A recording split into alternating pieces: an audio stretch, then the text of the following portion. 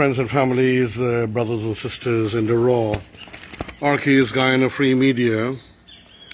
This is the newspapers of Sunday, October 4th, 2020. I have in my hand here the Guyana Times, and I just want to give a few highlights of interest that I'm seeing here that some people might not have had the opportunity to see. Just finished my morning routine exercise, and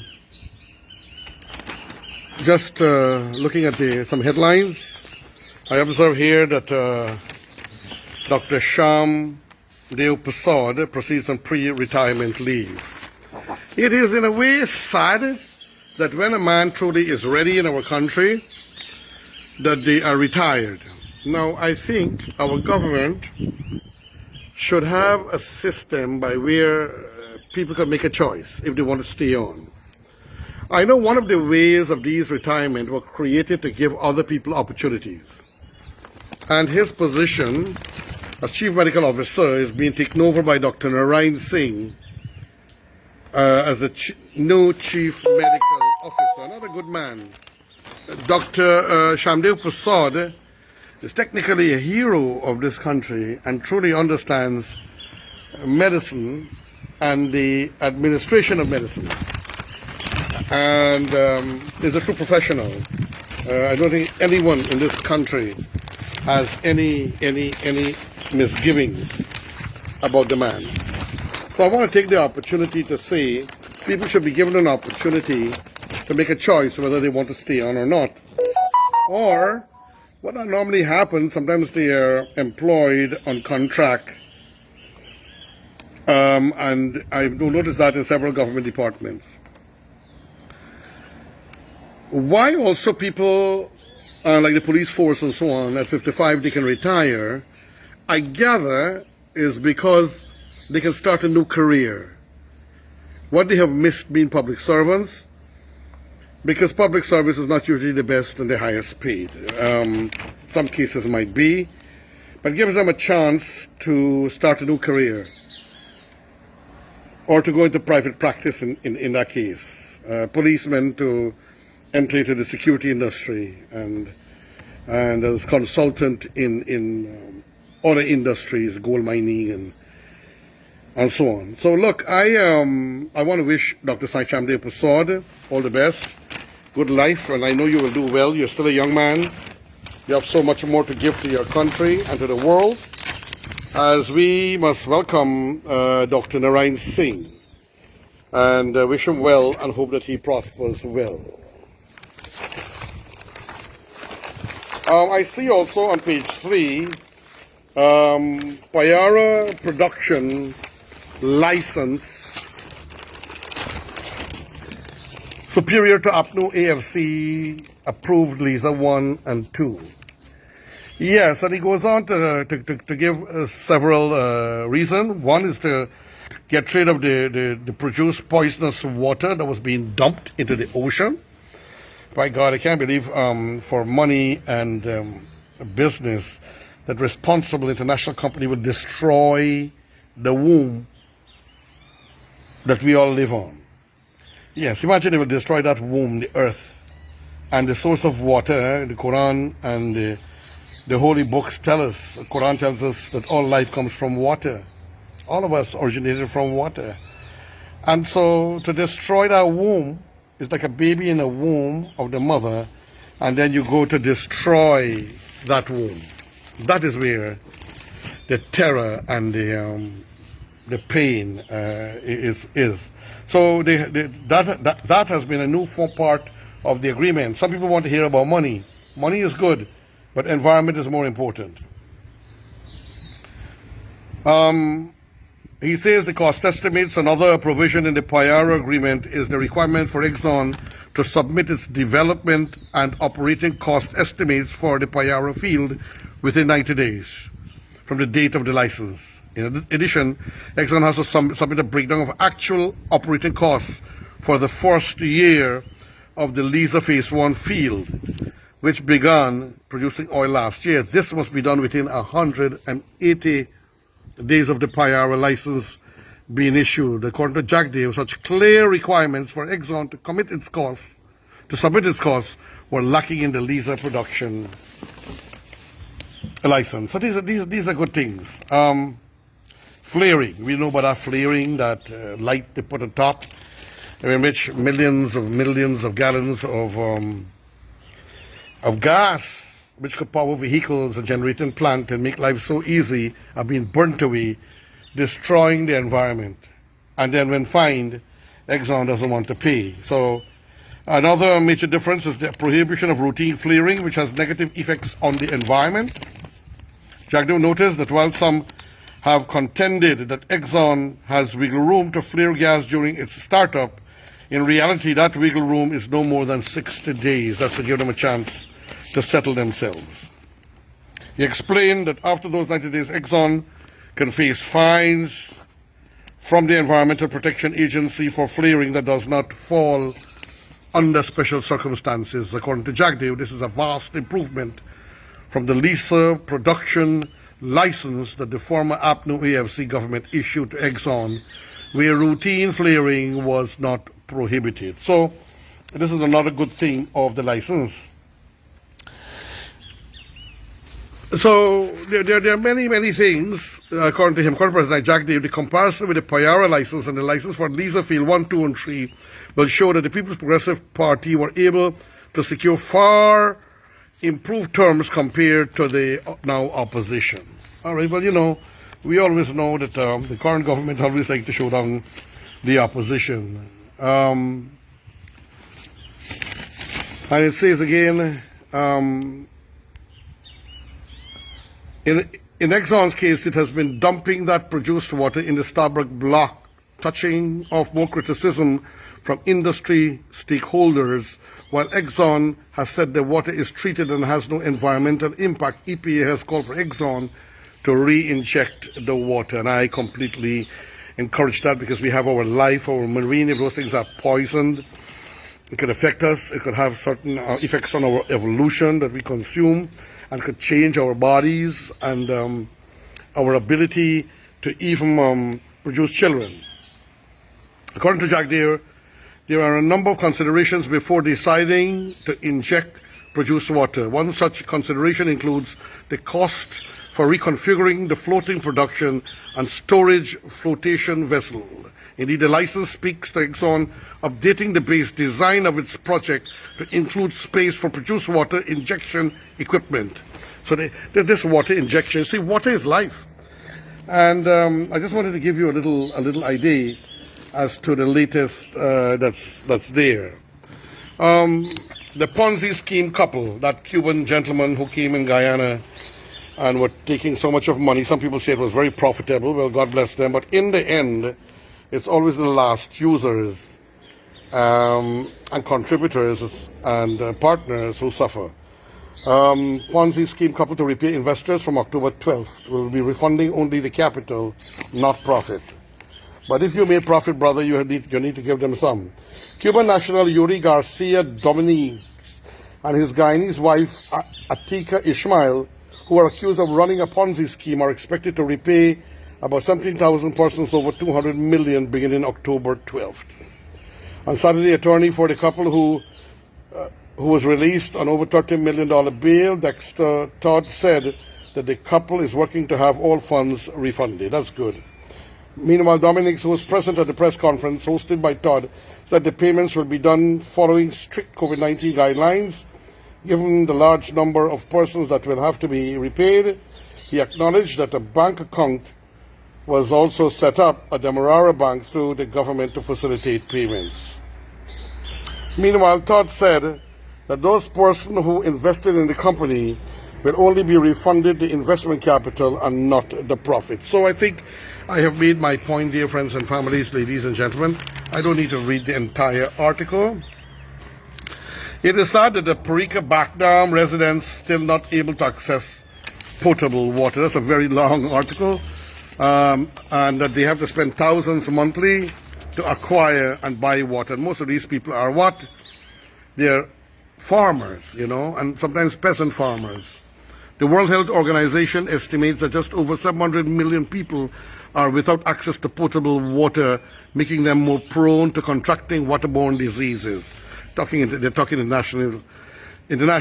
In the Parika Back, East Bank Demerara area, access to potable water seems to be the root of a number of hardships for residents there. The residents there have been without access to water for years now, and despite having all the infrastructure, they are yet to receive connections from the Guyana Water Incorporated. But I see, as soon as the government took power, certain areas got water almost immediately. And I would say to you, have a little bit of patience. Don't expect everything right away, because I'm sure the Guyana Water Inc. and the government of Guyana will do things to push this through. Persaud, like many of the Parika Back residents, would use water from the main drainage canal to do the washing and cleaning, while rainwater would be used for cooking. The family also would spend thousands of dollars on bottled water for drinking and cooking whenever the rainwater runs out, because rainwater will run out, my friends and families. This is a very serious area of concern. A 5-gallon bottle of water in the Parika Back area amounts to $560, and the father once said his family utilizes 2 of those bottles per week, which means they are rationing in. And water is most important for drinking, to replenish your body. So friends and family, I'm going to end at that, with that part, and find another topic to give you here tonight on our watch party and otherwise. Now, my beloved friends and families, when children have to suffer, it's a really terrible thing. A beautiful little boy, Ronaldo Dave Favorite. There he is. Toddler's PME inconclusive.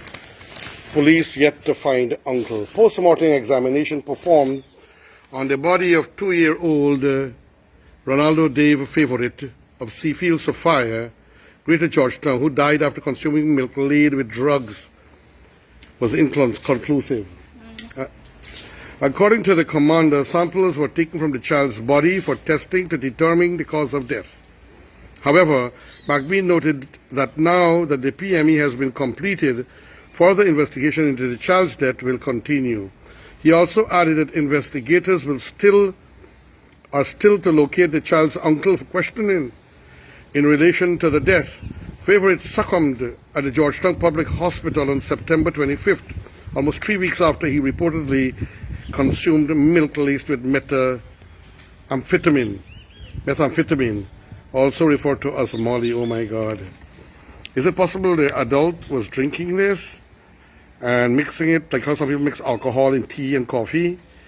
It is alleged that the uncle of the child mixed a pill in milk for his own consumption. However, it was left on a table to dissolve, and the child consumed the concoction.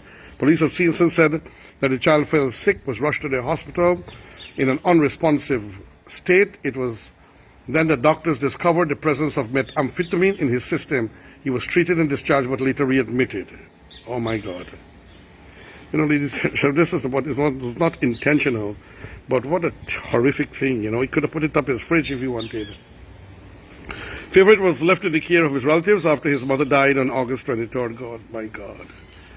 On September 7th, the child's 25-year-old aunt was arrested after it was reported that the toddler was in her custody when he consumed the drug-laced milk. However, the woman was released. She was then rearrested after the child died. According to police, the woman told the investigator that it was her younger brother who mixed the substance into milk, which the toddler later consumed. Following questioning by police, she was again released. Now the hunt for the child's uncle has intensified to answer questions that might help to bring closure to the case. Oh my God. What horror, what pain and sadness, friends and families. And you know, like I said, this is in the raw, and just finished my morning exercise, and I'm trying to get some messages out. It is time now for us all to bury our hatchets. I'm calling upon the opposition leader, Mr. Harman, Joseph Harman. Listen, there's been a lot of bitterness coming out to all Guyanese during the election, particularly after the election. There are certain ambitions and there are certain troubles out there. that we need to capture, and we need to bring the peoples together to understand that we must work with the government of the day, and so must you. Guyana cannot stand this. Guyana has been put to shame. Guyana is being looked upon as one of the great resource nations of the world. I'm looking forward, Mr. Harmon, to a Guyana where Guyanese will be so prosperous, like in Dubai and United Arab Emirates and Singapore, even Malaysia, where we could prosper so much that we have to import all kinds of workers. And our people will get some kind, I'm looking forward to that, a stipend. And they can do all kinds of businesses and opportunities, and the government will open these opportunities for them. And then we will bring in like Arabia, Saudi Arabia, Kuwait, Dubai, all kinds of workers, all the nurses, the doctors, with benefits and facilities, with proper quarters being built like a dorm to accommodate them. And after serving for 10 years, they can become Guyanese, but they come to serve and to pay respects to our country and our people. Our people must be able to get their cars in time at reasonable prices. Our doctors, our nurses, our public servants must be able to live a high standard of living. And for example, the first time I went in Trinidad, Mr. Harmon, and Mr. President, Dr. Irfan Ali, I was shocked to see the cane cutters were going with nice cars to cut canes. When those days when Trinidad had cane, but they could have afforded because they had sugar and they had oil and steel and all kinds of things in their country, and so many industries went in there. So they had oil for years, and eventually they decided to do away with sugar. Now that oil is doing bad, they're actually wishing they had not done away with their sugar. So you need to find a way, Mr. Harmon, to accept our government. Accept the fact that you have lost the election, and bring the peoples together. Come about, meet us. I will be the first to hold your hand and walk as a brother.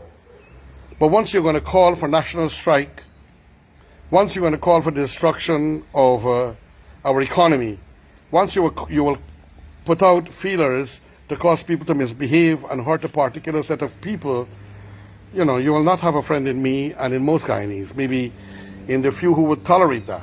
The bulk of Guyanese people are sane, decent and intelligent people. So Mr. Harmon, I'm appealing to you, as I did in the newspapers, to work with goodwill and love, and don't work, work with harmony, work with decency and elegance. Don't work to bring about disgrace or national disgrace in our country. Friends and families, we have to work for Guyana. You, the supporters of the PNC or the APNO, an organization I have respected for many, many years, I think you all need to talk to your people that we need healing. You are the bosses. We already see the PPPC are on that track. The fact that they don't want to recognize the government, but they recognize themselves as the opposition, to my opinion, is kind of immature. You need to recognize your government, and let's talk and heal Guyana. Mr. Harmon, my appeal to you is for recognition of our peoples. And remember, not everybody who agrees with you for a particular thing disagrees with you too. If somebody disagrees with you for a particular thing, it doesn't mean that they disagree with you for everything. If they agree with you with something, it doesn't mean that they agree with you with everything. And as a strong, tough, experienced politician, you should know that. Let us find a way to create cohesion, goodwill, and love in our country. And for each other, forgiveness. And this is why I believe truly in a National Reconciliation Council, and why I recommended to the chairman of the Ethnic Relations Commission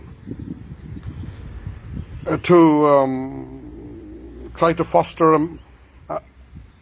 a peace pipe, a peace smoking pipe meeting, symbolically, so to say, between the PPPC and the opposition, or the president and the opposition leader.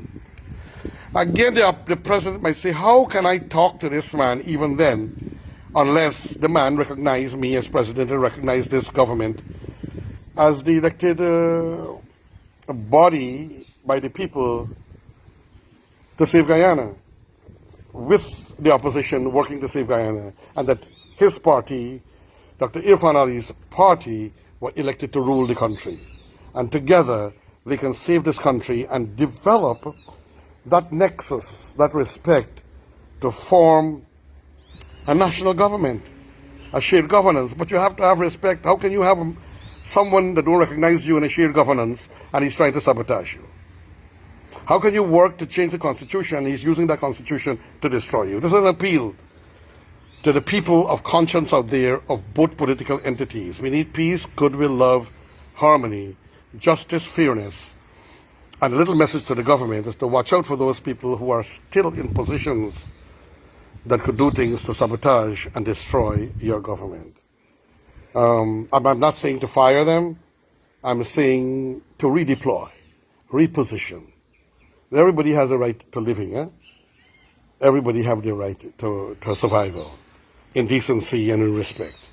Your friend, your brother, me, Haji, Dr. Rushin Khan, saying thank you and farewell, friends.